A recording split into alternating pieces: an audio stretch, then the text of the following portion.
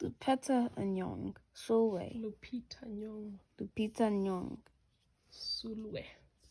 Illustrated by Vashti Harrison. Sulwe has skin the color of midnight. She is darker than everyone in her family. She is darker than anyone in her school. Sulwe just wants to be beautiful and bright like her mother and sister. Then a magical journey in the night sky opens her eyes and changes everything. In this stunning debut picture book, Academy Award-winning actress Lupta Nyong'o creates a whimsical and heartwarming story that will inspire children to see their own unique beauty. That's the picture.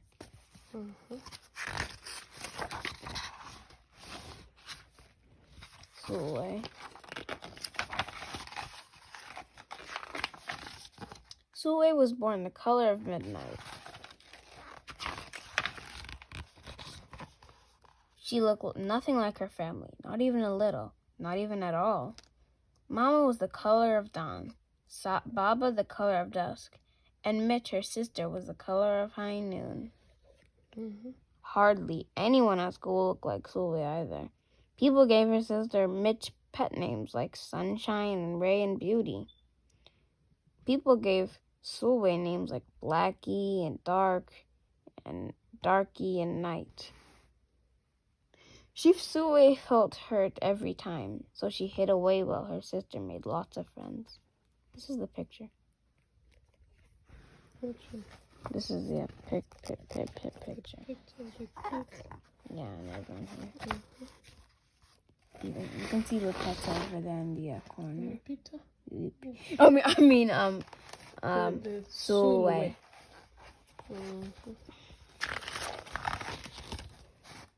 Sulwe dreamed of being the same color as her sister. She wanted real friends too.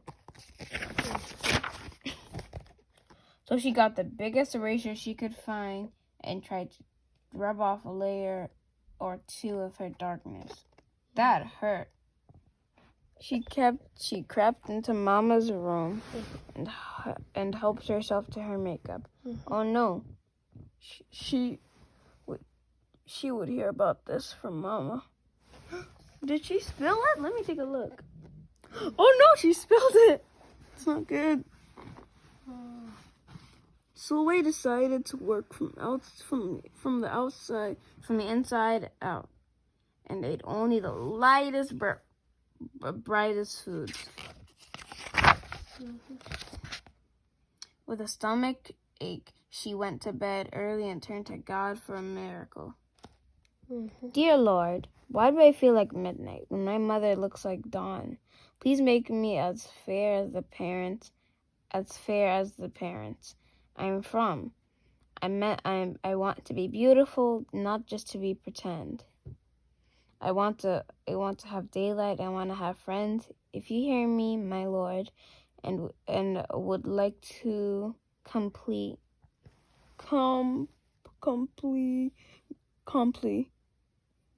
comply, may I wake up as bright as the sun in the sky. Amen. When Mama came in to wake her for school the next morning, Sulwe rose to find not a trace of daylight in her midnight skin. Sulwe told Mama everything. Mama asked, "What is your name?" "Sulwe," she muttered. "And what does it mean?" "Star," Sulwe whispered.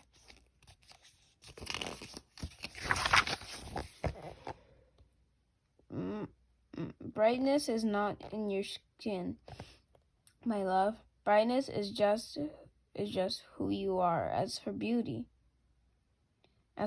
Mama said, rubbing Sulwe's stomach, the way she always did to comfort her. "You are beautiful," Sulwe sighed. "Well, you are beautiful to me, but you can't rely on what you look like to make you feel beautiful, my sweet. Real beauty comes from your mind and your heart. It begins with how you see yourself, not how others see you. Now up you get and out you go." How could she, as dark as she was, have brightness in her? How could she have beauty when no one but her mother seemed to see it? How could she be a star? That night, a shooting star appeared at Sulwe's window. "The night sent me," the star said. "Come with me."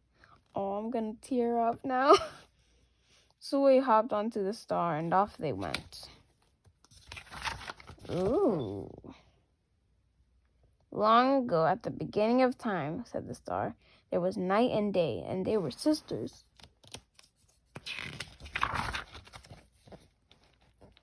They loved each other very much, but people didn't treat the sisters the same. Look at that detailed picture. I like night. She's beautiful. So is light. Beautiful. Lovely, nice, pretty. People gave day pet names like lovely and nice and pretty. People gave night names like scary, bad, and ugly. She felt hurt every time. Well, night got fed up and walked right off the earth. Scary, ugly, bad.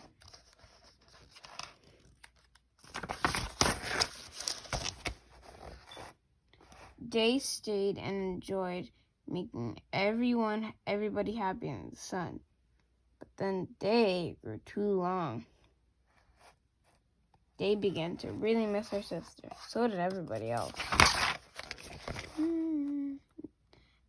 There had to be a way to get her back. Day set off to find Night, and she did. "I miss you," said Day. "I miss you too." "Oh gosh, no," said Night, "but you don't know what it's like to be treated badly for being dark." "You're right, I don't," Day replied. "But what I do know is that we need you just the way you are. Come and see." Night returned, and the people rejoiced. We need the darkest night to get the deepest rest. We need you so we can grow and dream and keep our secrets to ourselves." The stars chimed, and brightness isn't just for daylight. Lights come in all colors, and some light can only be seen in the dark. Well, they had a golden glow. With night, everything had a silver sheen, elegant and fine. Bee told her sister, "When you are darkest is when you are most beautiful. It's when you are most you." Could it be that night did not need to change, not even a little, even at all? Now that night and day were back together, a little bit of night returned to day in the form of shadows, and a little bit of day returned to night in the form of moonlight. They were inseparable from that moment on and promised to celebrate the brightness in each other, whether people chose to see it or not. So, you see, the star explained, we need them both on their sunniest day and their darkest night, in every shade in between. Together they make the world we know, light and dark and strong and beautiful.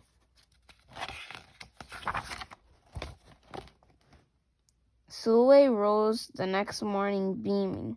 There would be no hiding anymore. She belonged out in the world, dark and beautiful, bright and strong.